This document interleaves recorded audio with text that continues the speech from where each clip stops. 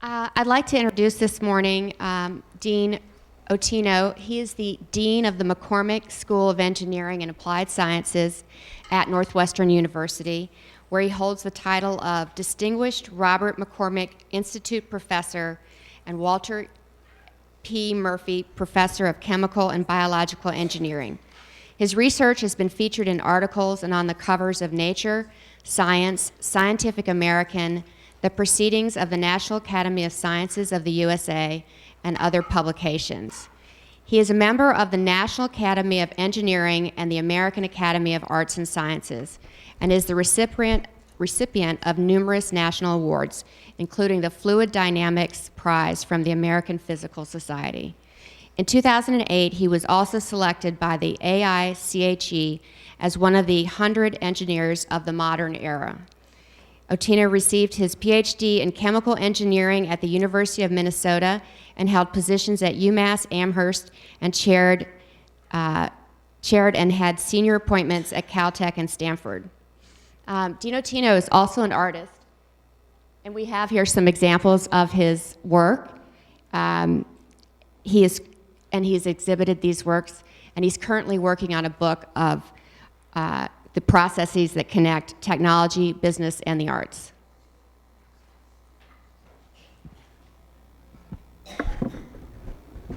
So if you could please join me in welcoming Julio Martinez.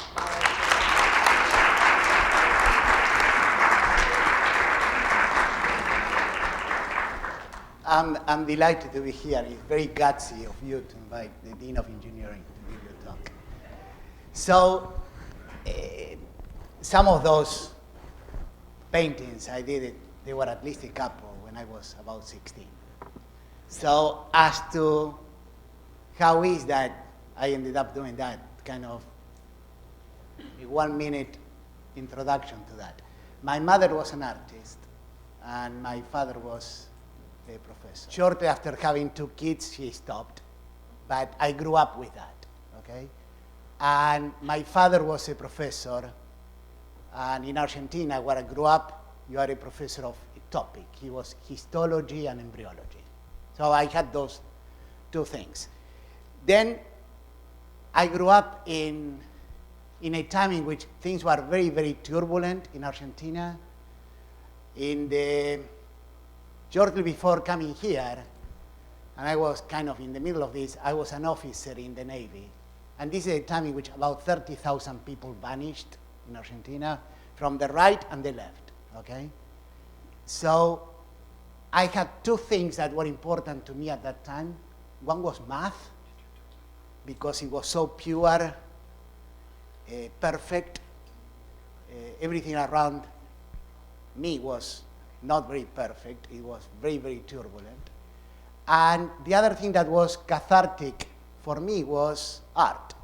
And as you can see, the paintings were not very happy paintings. They are not like, the Quirico will be someone, German Expressionism will be similar to that, but I never developed much of a taste for Monet or people like that. So is the volume now okay?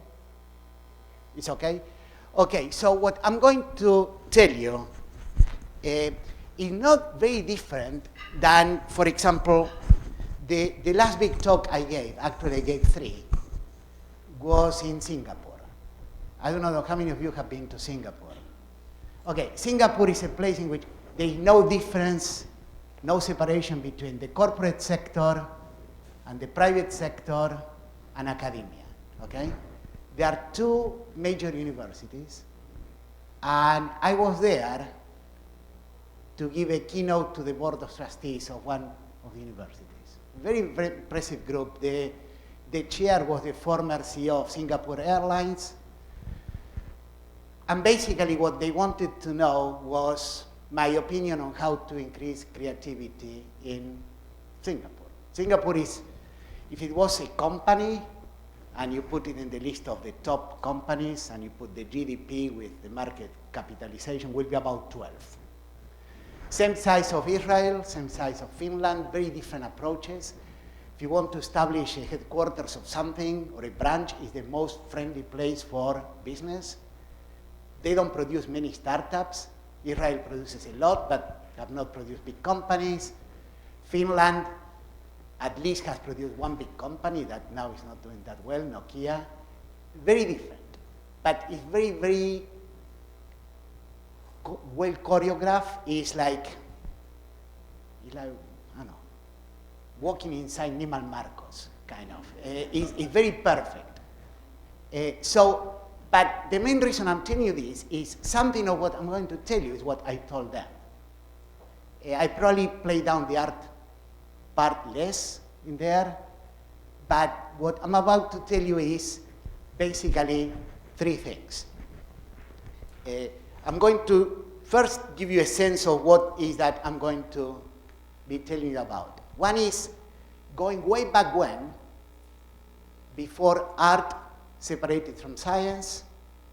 In the second part, I will tell you about moments of confluence and tell you how these domains of art, technology, and science evolve, what makes them similar, what makes them different.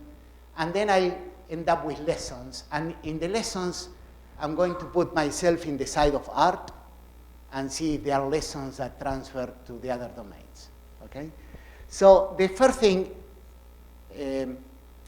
creativity. Creativity is now highly idealized, and if you are in art, you mystify how creativity in science works. And if you are in science, you mystify how creativity in the art side works, and they are both usually wrong. Creativity is very much connected with the myth of epiphany, that somehow an idea suddenly appears out of nowhere. Before the Renaissance, this was attributed to the Muses. That's why we do not know who created some of the things that are more memorable now. For example, the Pantheon in Rome, we know who commissioned it. We have no idea about the architect. And the idea that some people are kind of touched from above, bestowed with creative ideas, there is some validity to that, but the idea that somehow scientific creativity moves on a lower plane as artistic creativity has been there for a long time. And for example, Kant would argue that in someone like Newton, that I showed before with the apple, inspired by that, which by the way was an invention of the French, the myth of the apple. No such thing ever happened. He thought that in scientific endeavors, you could follow rationally how ideas came about and learn from that, whereas in poetry, no matter how many examples you look at, and he looked at Homer, probably not the best example because Homer is like a composite figure now we know, you would not learn how to write poetry in that way. So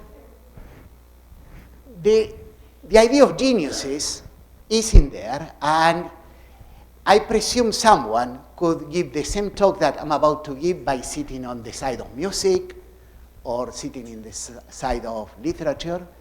But there are people who were bestowed with early creativity. Rimbaud is one. By about 20, he kind of closed shop and devoted himself to something else.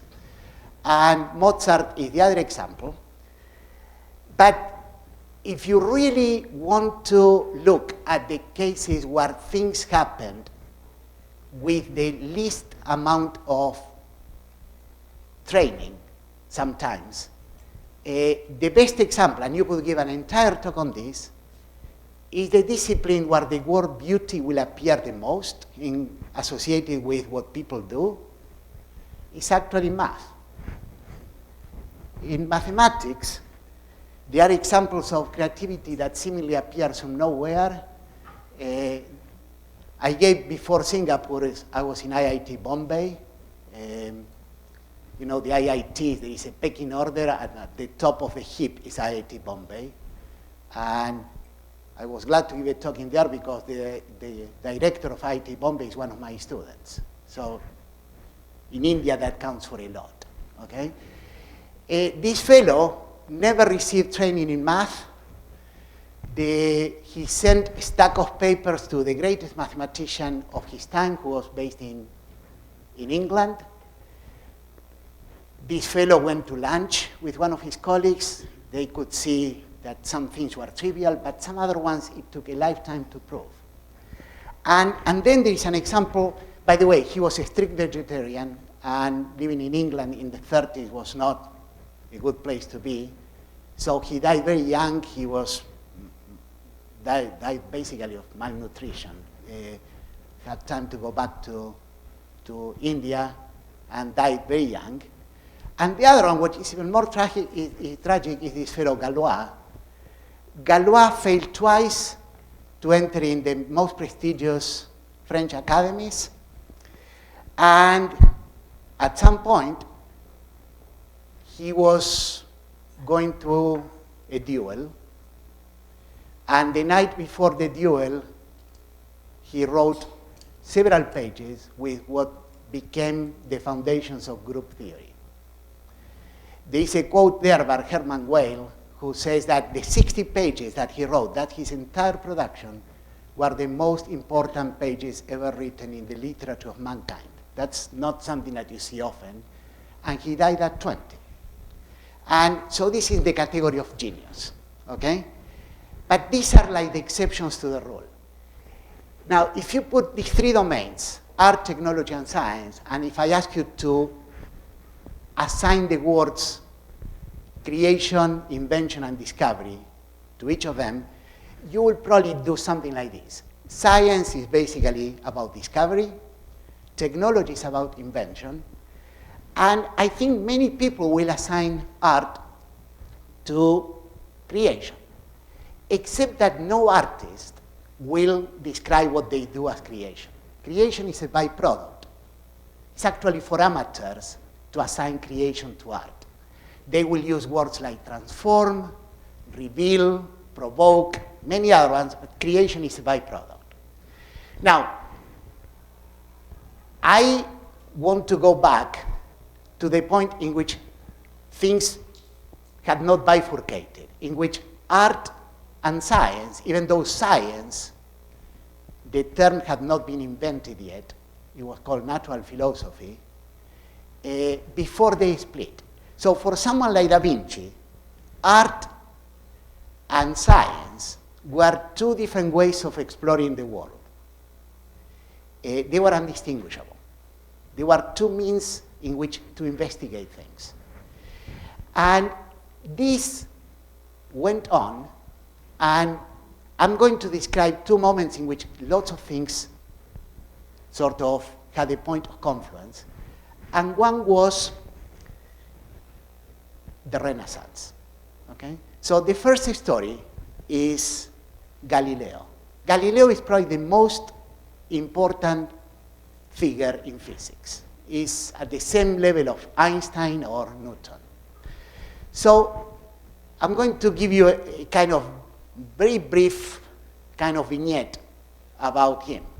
And the vignette is when Galileo decided to explore the heavens by means of a telescope. So telescopes were the range, they were being manufactured in Holland, what is now Holland, and Galileo was a very good mathematician, but he was also a good experimentalist and had built his own telescope. And almost at the same time as this fellow Thomas Harriot, he decided to look at things. He discovered, for example, that Jupiter had moons, but he also looked at the moon. The moon, prior to Galileo, was regarded as a perfect celestial object, a perfect sphere. You can say, you can see with the naked eyes that there are spots in there. They had all sorts of explanations of why the spots. Some were that the moon was a perfect mirror, and what you saw on the moon was the reflections of the earth. The other one, it was something like made of kind of alabaster or something like that, and you could see the inside. It was something that typified purity. The Virgin was often depicted on top of the moon in paintings.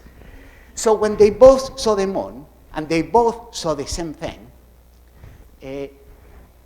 Galileo and Harriot could infer different consequences. And the consequences were due that they were both living in different environments. Galileo was in Florence, and Harriot was in London. In Florence, if you are an architect, a painter, you were trained in La Accademia del Disegno. Okay, La Accademia del Disegno was a place that brought all of these disciplines together. There was a post for a mathematician. Galileo applied for that, and actually he failed. Eventually he was admitted, but he was admitted based on his strength as painter. But if you are there, you were subject to lots of exercises on perspective. So people could do objects like this. In fact, several of these, there was an exhibit probably 2 years ago at the Block Museum. Some of these, I saw some of the real things in there. And they could see what shadows they will project. They were almost like theorems that people will prove you are trained on this. You're soaking up this kind of knowledge. Galileo was deeply immersed in this.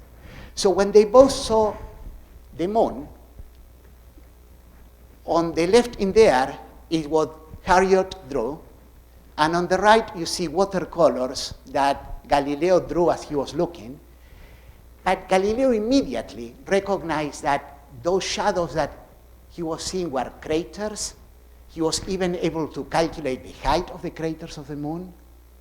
And poor Harriot, since he didn't have that training, couldn't, he saw it, but didn't infer. So, but Galileo did more than that. Galileo was the first person who studied motions of objects. You remember the famous experiment of drawing something from the Tower of Pisa. He's the one who put math in physics. So after that, math became more and more prevalent as a natural language for physics and discovering how the heavens work. And this reached a sort of culmination in works like Laplace that infer how celestial bodies move. It was all about rationality. Napoleon got a volume of this, actually 3 volumes of the celestial physics, and he asked, I see no mention of God in here. And he said, sir, I have no need for that hypothesis in here. It was all about rationality. There was another fellow named Lagrange who boasted that his entire work will contain no figures. Figures were kind of supposed to water down the serious thinking that was couched in math, okay? And eventually, you could see now, this is 300 years ago, okay? 350, 500 really. People who are thinking in visual terms and no visual terms. And both camps look really good. On the left, for example, you see Heisenberg, the one of the Heisenberg uncertainty principle. He thought that quantum mechanics was being diluted by drawing pictures. But on the right, you see Richard Feynman, who was at Caltech, probably the smartest recent physicist, who was very much into the picture side, that was Einstein. But the two camps bifurcated. Galileo was the best example of art in the service of science, and he's the guy who bifurcated it by science became completely disjointed from visual parts and art. So I'm going to now give you a synopsis about origins. So we are talking about art, technology, and science.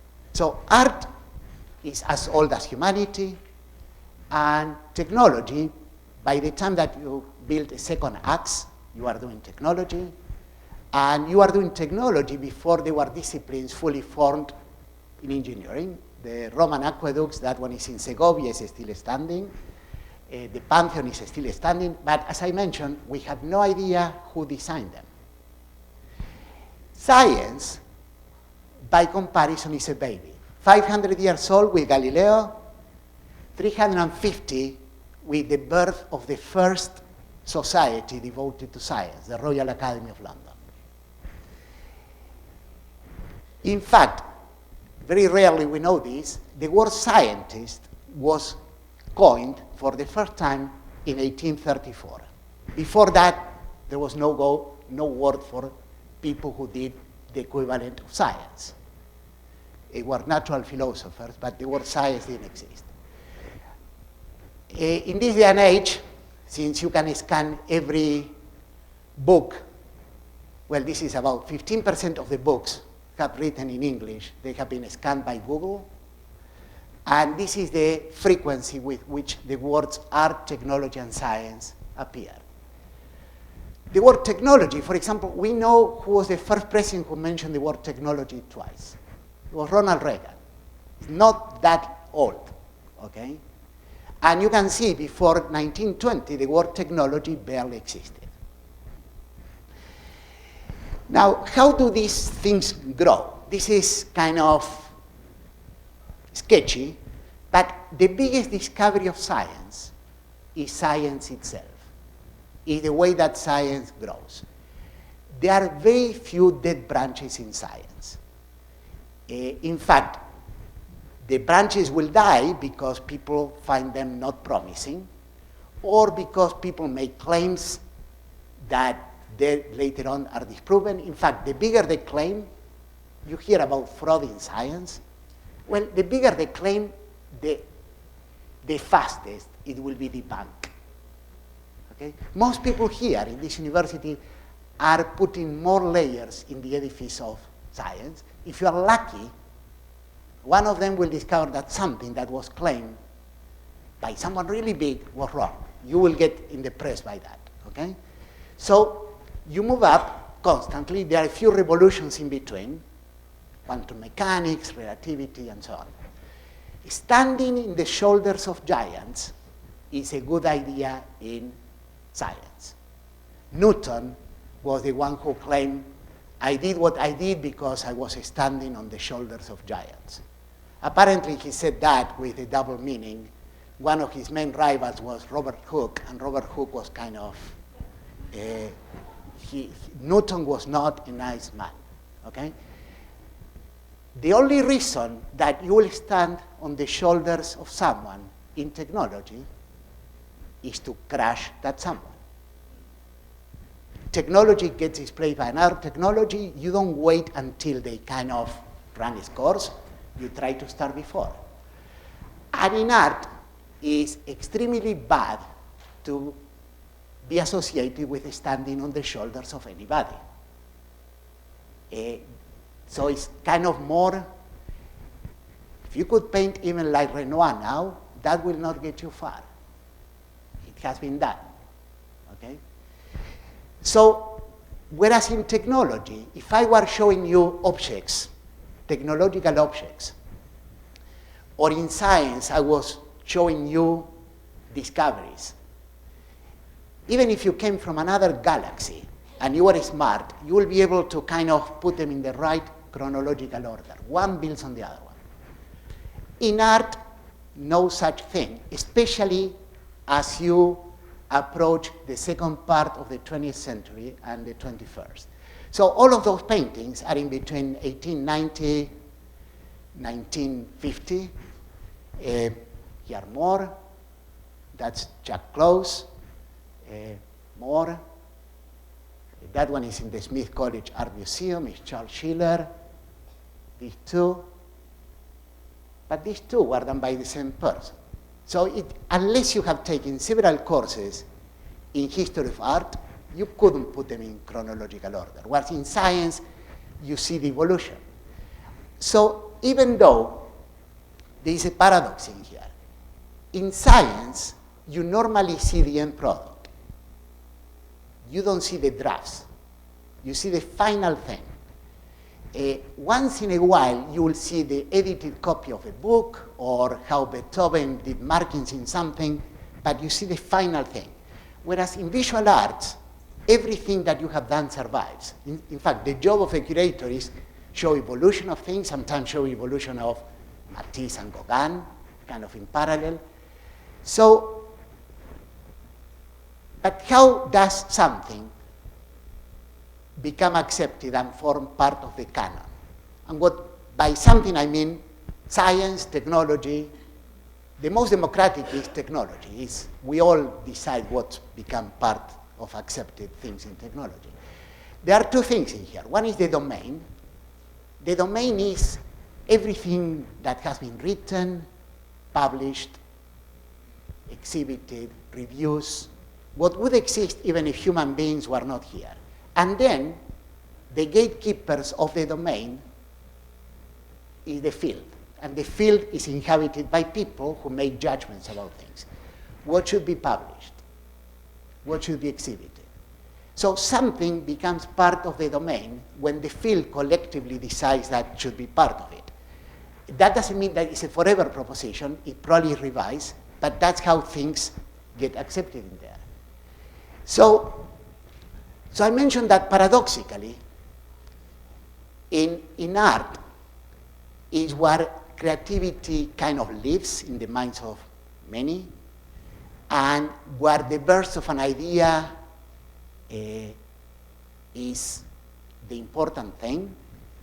So this was not always so, but in the Renaissance, the first thought, the primo pensieri in Italian, is what became a pride possession. By the way, there was an exhibit of this also in the blog, of these sketches that eventually became more evolved, and this became sort of something that was equivalent of a trademark or intellectual property, and is what eventually will be given to someone, maybe the painter itself, an assistant, will become something like that. But the first thought was that first sketch became valuable in the Renaissance. Before that, no. But paradoxically, even though in technology you could order things, and in art now you could not order the overall production, within a given person you could do the ordering. And you could do it in many fields, but I'm going to kind of focus on visual arts. So this is one sketch, two sketches, three sketches, there were many. So for example, this is Picasso. For Guernica, Picasso did about 43 sketches. Why? Because he was with Dora Maar and she took photographs of each of them. Okay? Eventually, it became that, which is at the MoMA. But in science, there is not such a thing. You don't see the evolution. In fact, you probably know the guy on the right, probably not so much the guy on the left, but the guy on the left was a very famous physicist. And they both describe the same thing. When you reach the end, the pinnacle, the major discovery, you are given the speech and the Nobel Prize, when you are awarded the Nobel Prize and you describe how is that you did what you did? He said, Helmholtz, you describe a royal path, but you never describe the shaky ladder that took you there, all the tentative steps. Heidegger, who, by the way, he had a degree in engineering, okay? Aeronautical engineering. Most famous philosopher in the 1920s, 30s. He was even more depictive in what he said, you arrive at the top and then you kick the ladder. Or the one who put it in the best terms, the secret of creativity is knowing how to hide your sources. That was Einstein. And we do a disservice, by the way, in science, by sort of a footnote. In science, we teach perfection. Everything that you learn was perfect, perfectly constructed. We load people up with this, and then at the end we tell them, okay, now it's your turn to be creative. Whereas in art, it's the opposite. We ask people to be original, and then strive for perfection in their own way at the end. So, as I said, part of what I'm telling you here is in different words maybe, what I was telling people, well, Singapore, but I have given talks to corporate boards, is about reading the future, okay? And part of reading the future has to be that to handle the future, you need more inspiration. But my attitude about reading the future is that life is like an impenetrable fog, okay? In front of us, we see only 5 feet, but in the rear view mirror, everything is clear, okay? Everything can see the past. Very few people can see the future, okay? And if I want to put this in a more kind of business-like setting, every 2 years, IBM does a survey, and they publish the results, and the results are supposed to have a half time of 3 to 5 years. So about 2 years ago, they did a survey and they asked a question about 1,500 CEOs. What's the issue that keeps you awake at night? And the number one answer was the complexity that we live with. Complexity was the number one concern. And the other question was, what's the most important leadership skill for leaders in the future? And the number one answer was creativity. Okay?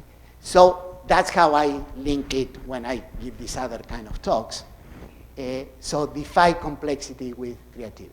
So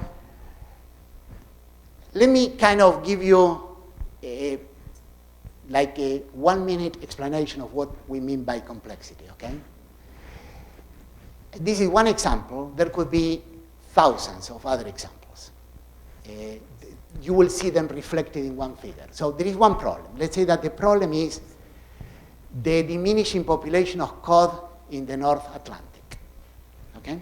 Now, the press wants to find a reason for this, so they ask questions and they condense this in a very simple explanation. And we know that the cod eats crustaceans, but the cod is eaten by harp seals.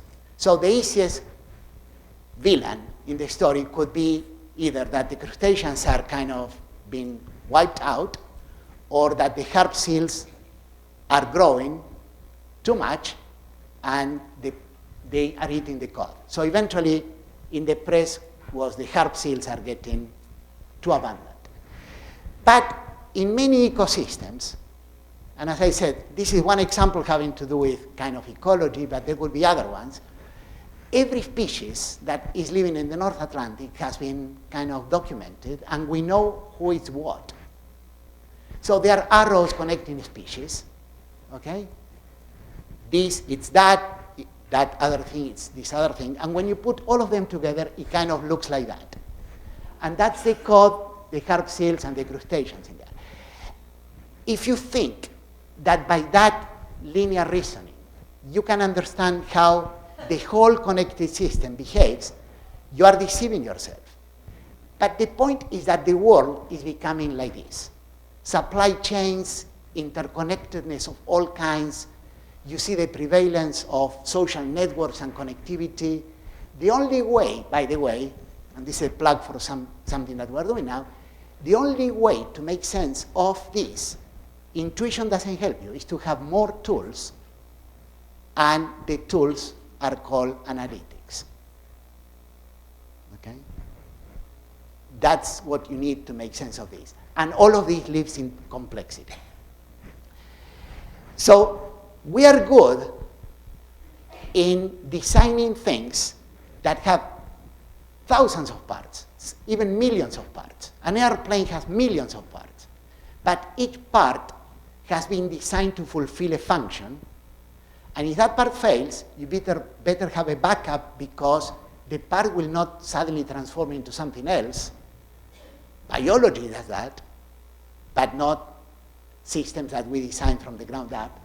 Whereas a clock is like that. That's a metaphor for work like clockwork, is because each piece is working with the other pieces, but you don't build a clock, put the last little gear, and somehow the clock becomes alive, develops little feet, and walks away. But that's how a cell will operate. Okay, at some point, so that's the difference between complicated and complex. Now, about the confluence of things. Okay, I like this quote. He's not widely popular, but he gave an interview, and I think that there is actually very little distinction between an artist, a scientist, or an engineer of the highest caliber, and I deeply believe this. Okay. One example: Morse. This is one of the Morse code, telegraph. You think that he was technical, an engineer. In fact, he took only one course in Yale that had to do with anything close to physics or engineering. One course in electricity, okay? Because that's what was known at the time. The story is that he was painting in Washington. He was a very accomplished painter, accomplished enough that he was a member of the Royal Academy in England, Royal Academy of Arts. And the story is that someone came by horse to give a note to him that your wife is gravely ill, you should return home. Now, home was in New Haven. By the time that he arrived, his wife was dead. Now, he started thinking about better ways of transferring news, and he was lucky enough that there were several things that were kind of in place. Electromagnets were in there. People had developed the ability of making vast amounts of cables. The knowledge base was in there. He put it together, and that's how the telegraph was born. Other people had similar ideas at the same time. But the question is now, and this is the question that Singapore is asking, and Rahm Emanuel is asking, Bloomberg asked, that's how Stanford moving to New York, okay? How can you produce a collision of talent in such a way that ideas flourish? And a few times, no one put the Renaissance in northern Italy kind of by design. It just happened. A time that it happened more by design was with the Lunar Society in Birmingham. It was called the Lunar Society because these people will meet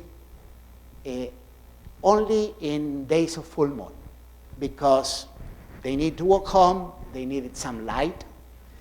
And this is the first time that by design they were the proto-scientists, like the grandfather of Darwin there, engineers like Watts, the father of steam power, and the other guy, Smeaton, was the first consulting engineer. He made a fortune, okay?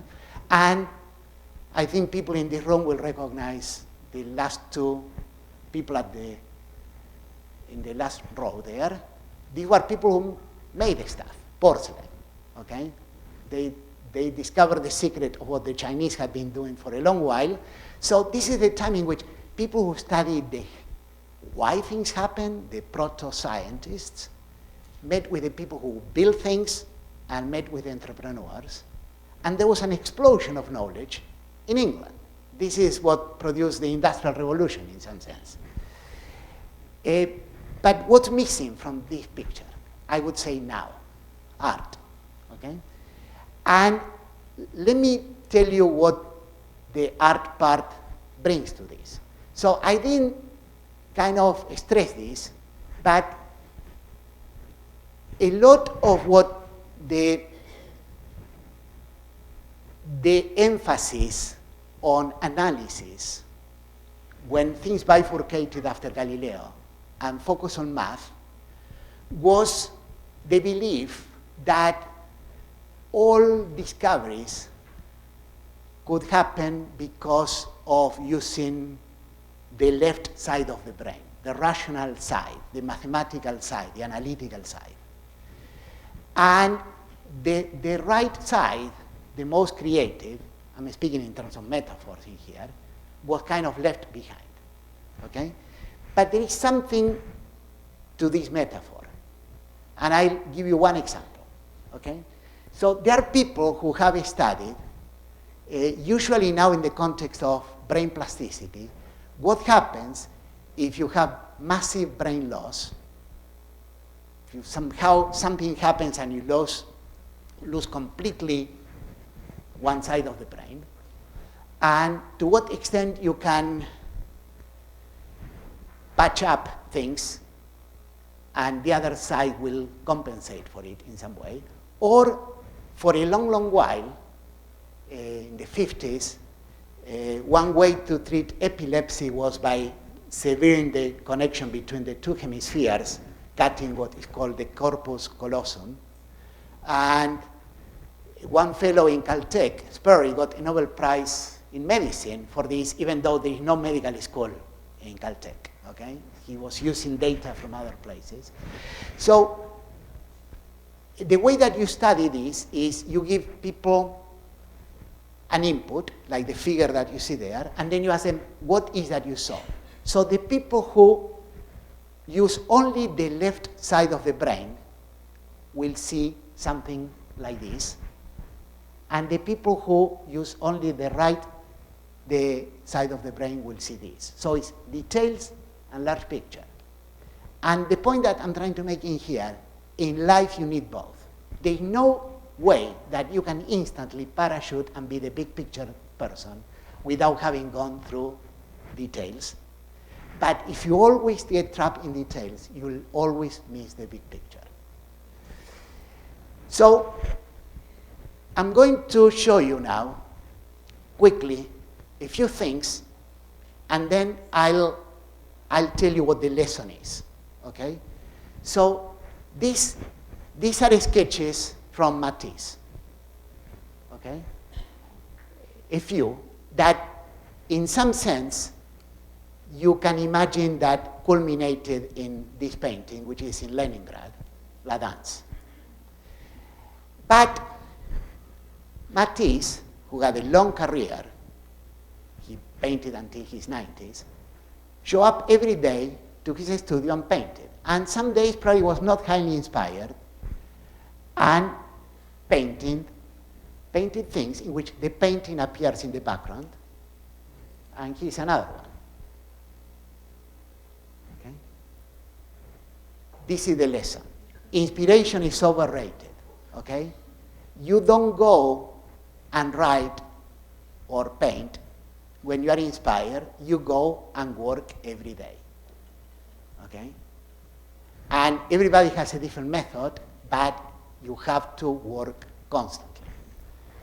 This is Picasso at 15, Picasso at 17, maybe 22, 40. This is the Koning, and you'll recognize the second one. This one is in the Art Institute, Lady de Koning.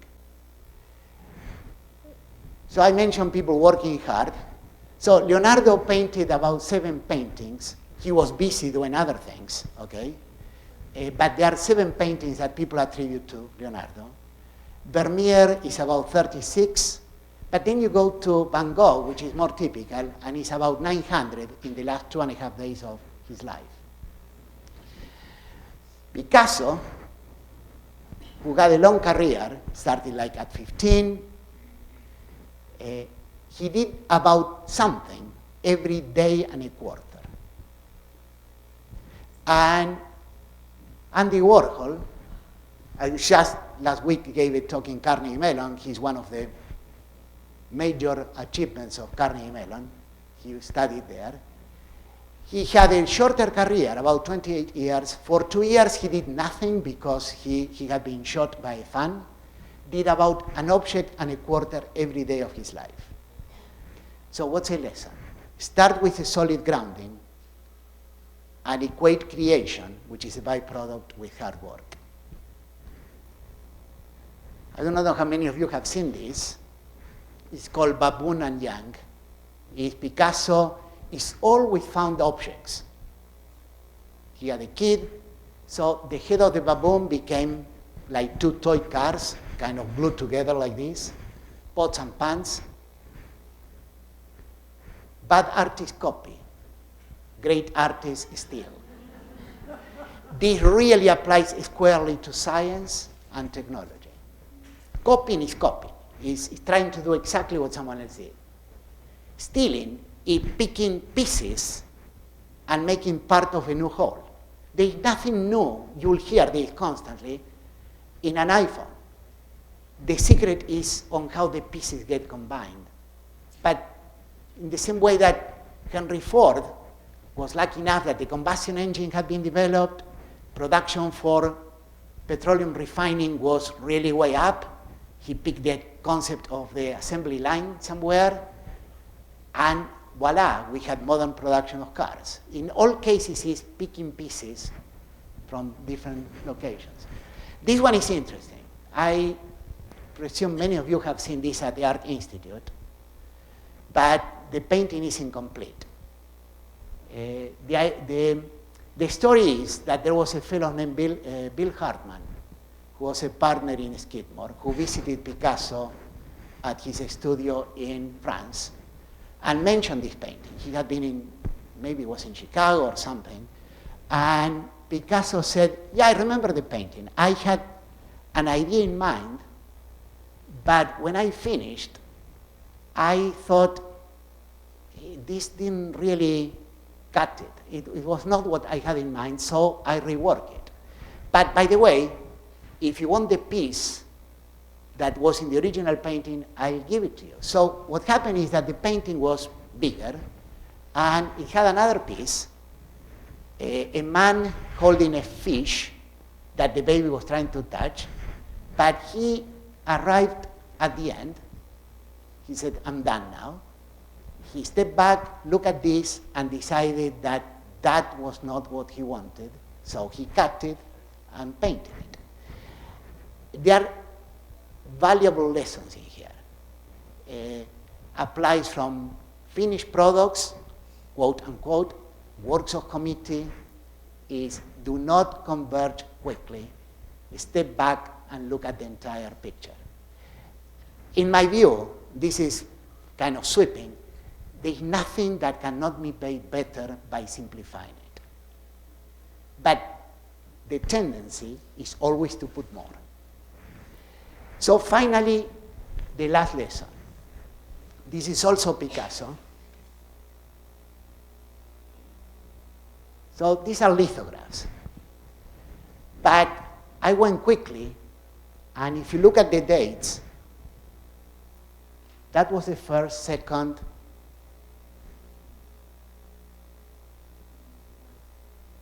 and this is the last. And in my opinion, the hardest lesson of all is this. And you could give entire talks. In fact, my talk in Carnegie Mellon was about this. In learning to see simplicity in complexity, theory work is like this. There are a whole bunch of disconnected facts, and somehow, when you look at something with the right lens, everything comes clearly. It is this teeny picture that connects all the facts, but you are the only one who sees it.